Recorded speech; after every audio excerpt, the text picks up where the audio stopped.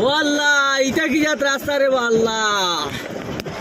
এই যে মিজোরামের এক সরকার যেন বড় বালা মানুষের আওলা দেখি ও বাসাও রে ভাই, এই নকল দেখো তার রাস্তা খালকুর রায় থামাইছিলাম ধরো আমরা তো আমাইছি দুইটা, কত বেটাই রায় থামাইছেন ছয়টা, বাড়ি আছে ছয় দুইটা তিনটায়